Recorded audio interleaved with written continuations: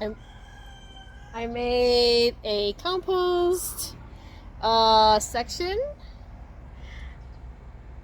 by myself. I'm not a builder. I just want it to work. So I know it doesn't look pretty, but let me turn you around. There. So obviously I used pellets, and that's not the same as the other one, so it's kind of uneven. And I just used T-posts to hold in the ground, and I put the pallets in there, the T-posts. Well, I put the pallets, and then I put the T-posts, and then I put chicken wire and hard wire mesh, and I started a compost pile. And I went with the measurements of 3 by 3 by 3, 3 feet tall, 3 feet wide, and 3 feet long. So that's the minimum I have. And where's my thermometer? Oh, here it is. Oh, let's see. And oh yeah, I have it protected with bird netting. All of it is bird netting. You can't see it, but in the last 2 days, like, birds get in here, lizards get in here, and they dig holes. Like, I'm not safe from the birds. So I have netting everywhere. It's like the Fort Knox of pallet compost bins. But what I'm gonna do, look, it's all the way in here. Let me see. Okay, so put it in there. Let me actually push it all the way in.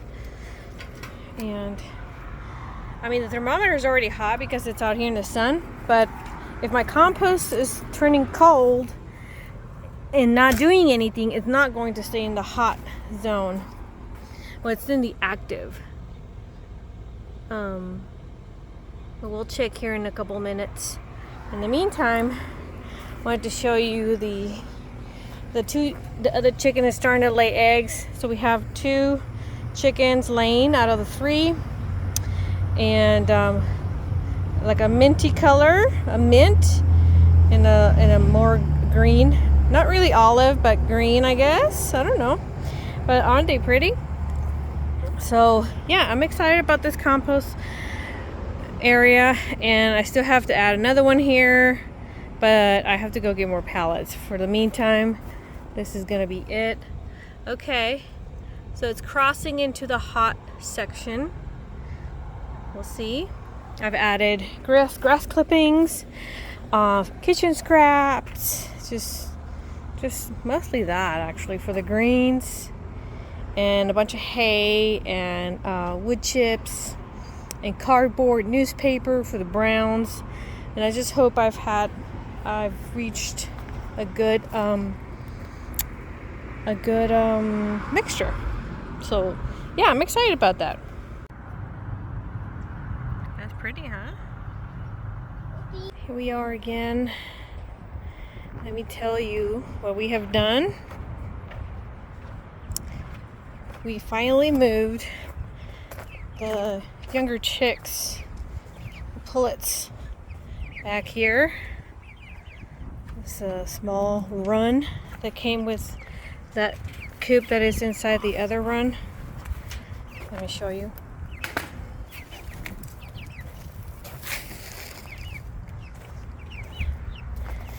Here they are. Let's take a look inside. Okay. Some water, food. That hard wire mesh, we didn't cut it. We have the roll there stuck, but it's stapled in pretty good. And they're next to the other chickens. I have to lift that tarp so they can see each other. And they have communicated, I would say. Let me see. We put this tarp out here because it was raining, and so we didn't want them to get wet. But there you go. There's Miss Pearl trying to lay an egg. Here are the chicks. It's nice and windy. I do wet the ground just like I do to them. It's wet, right? It's not soaked, it's just wet a little bit. It's just moist. But this girl right here is, I think she might be a little bit sick. She has a little bit of a sound when she breathes. Sometimes, not all the time. Like right now she doesn't have it. She's fine. But I think it's like in the hottest of the day, she'll breathe through her, like her beak is closed. Her beak is closed, and when she's breathing, it sounds like a goose. You know, like one of those goose, like a trumpety sound. So I was like, oh, that's not good. And Frank here, his crow is different. It doesn't sound the same. So I think he might have some respiratory issue going on. And so I'm gonna wait for my husband to come home to help me to grab him, because he's very heavy, he has claws, and me holding him, I'm not gonna be able to put medication. He went to Tractor Supply yesterday and he brought some Vet RX, so we're gonna put that on the chickens. I do have both sets of chickens on electrolytes, that, you know, that drink, electrolytes, probiotic, vitamin thing. So I have both of them every day. I give them clean water with the probiotics. And so, and just something I stopped doing, because I heard that on the chickens yesterday, was I stopped putting ice on the water. Okay, so let me show you. Okay, we're in the inside of the big run, adjacent to the little run. And see, I put the water for the baby chicks, and they're loving it. See?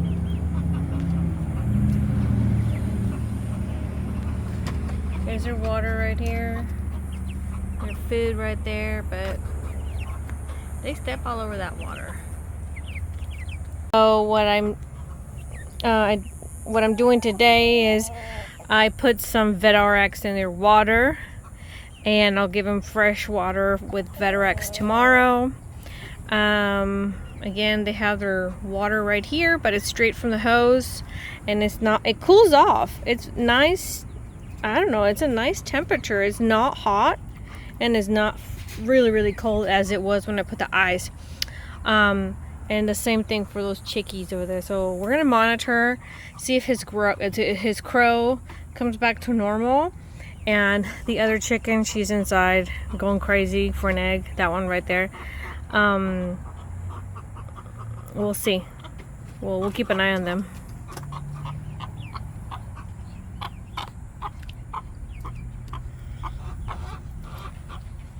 All right, this is a whole new, different day today. As you know, I was telling you earlier, we live in Arizona and it's very dry, and we had monsoon season.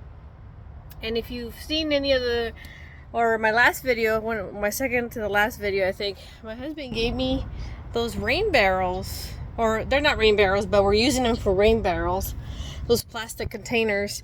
We washed them, and in the past monsoon rain that we had, it was a lot of rain. And I was able to fill up one of those 250 gallon barrels or containers. And it's right here. Okay, we're working on it because we bought it a tarp, because it's filled up to here. It is literally filled up.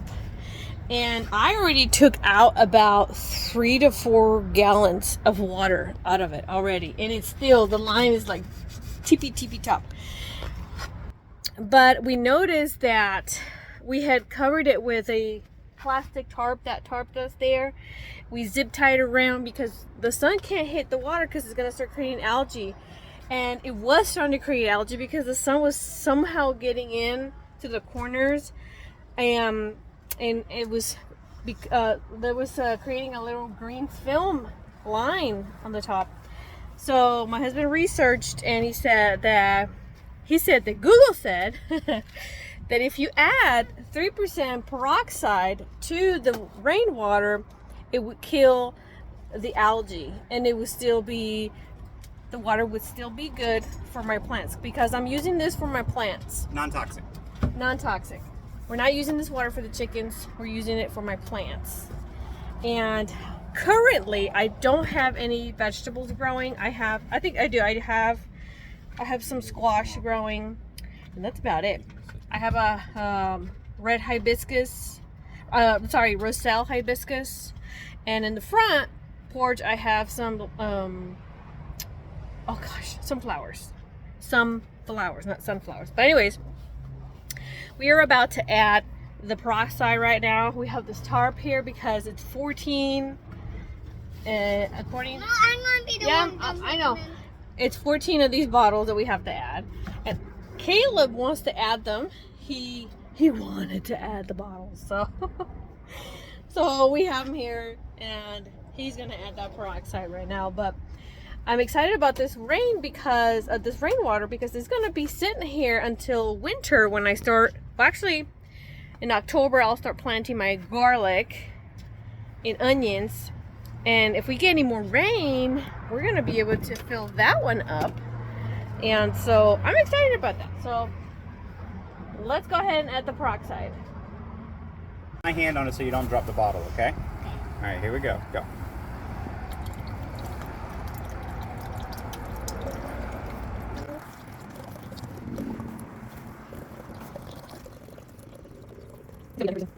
No, you're gonna pour it. Look at this. It's like literally filled to the top. There should be 14 of them, right? I got 4 in my hand. And like I said, I already pulled 4 gallons of water out of here. Did you say why it's safe for hydrogen peroxide? Kind of, right? Kind of. Well, hydrogen peroxide chemical makeup is H2O2. Yeah, but when you're not cutting, you burn yourself, it hurts your skin, right?